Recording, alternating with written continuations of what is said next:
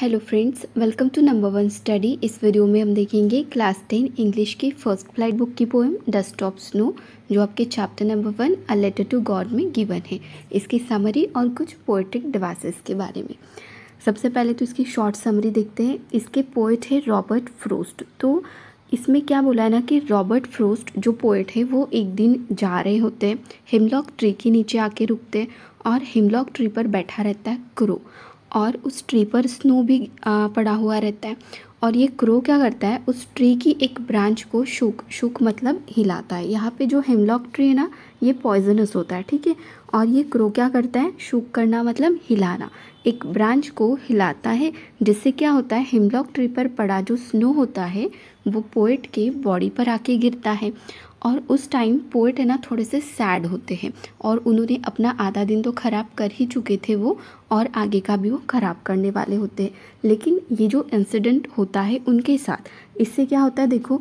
और यहाँ पे हिमलॉक ट्री और क्रो, हिमलॉक ट्री कैसा है, पॉइजनस, और क्रो कैसा है, मतलब दोनों कैसे निगेटिव है ना।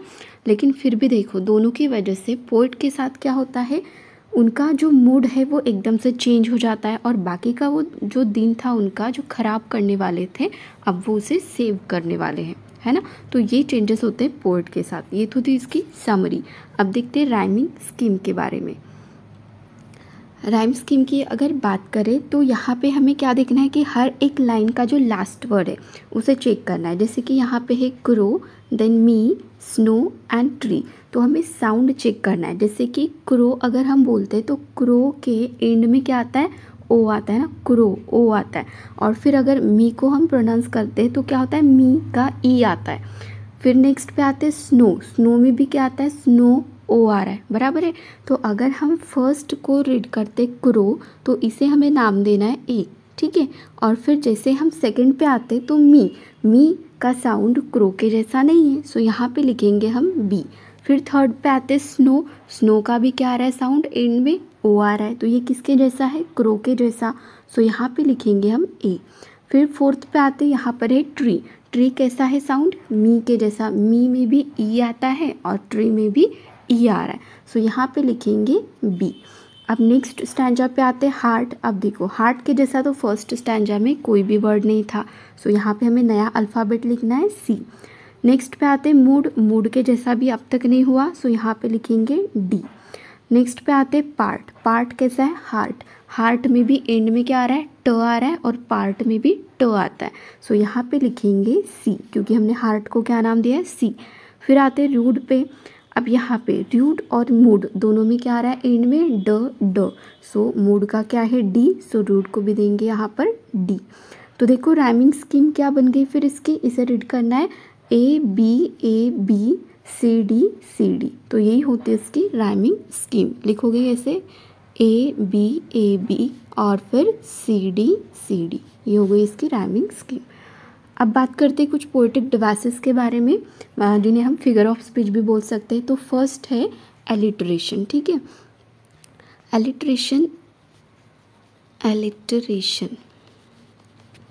एलिटरेशन क्या होता है ना, जहाँ पे अगर हम इस पोएम की बात करें तो पोएम में क्या हो रहा है कि एक ही लाइन में जो अल्फ़ाबेट्स है उनके जो इनिशियल्स हैं वो सेम आते हैं। मतलब यहाँ पे अगर फर्स्ट लाइन की बात करें तो यहाँ पर देखो एक वर्ड है हैज़ और फिर है हार्ट, तो दोनों में क्या हो रहा है, यहाँ पे भी इनिशियल अल्फ़ाबेट क्या है, एच है, और हार्ट में भी क्या है, एच, तो एच आ रहा है, सो इसे बोलते हैं एलिटरेशन। वैसे अगर थर्ड लाइन की बात करें तो यहाँ पे भी एंड सेव्ड सम पार्ट, तो यहाँ पे भी सेव्ड का जो इनिशियल है ये भी क्या है, एस, और सम का भी इनिशियल क्या है, एस। तो अगर ऐसे सेम अल्फ़ाबेट्स आते हो इनिशियल लेटर, तो हमें बोलना है कि यहाँ पे क्या हो रहा है, एलिटरेशन हो रहा है।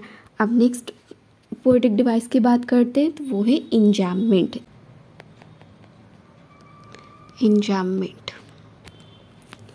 इंजैममेंट क्या होता है कि फर्स्ट लाइन से सेकंड लाइन जैसे ही हम जाते हैं, अब देखो ये फर्स्ट लाइन हो गई, फिर सेकंड लाइन पे है, सेकंड लाइन से थर्ड लाइन, क्या हमें यहाँ पे फुल स्टॉप या फिर कॉमा ऐसा कुछ दिख रहा है, नहीं है। तो जब भी ऐसा नहीं होता तो इसे बोलते हैं कि यहाँ पर क्या हो रहा है, इंजैममेंट यूज़ हो रहा है, यही था।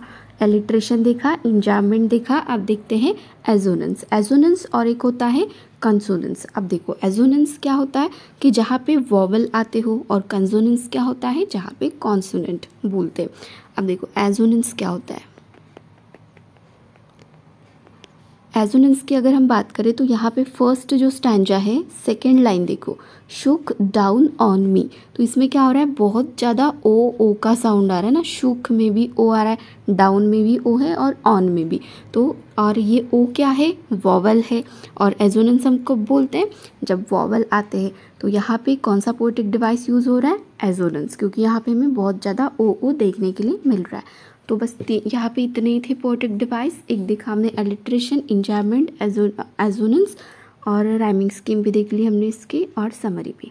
वीडियो अच्छी लगी तो लाइक करना, अपने फ्रेंड्स के साथ शेयर करना, और चैनल को सब्सक्राइब जरूर करना। Thank you.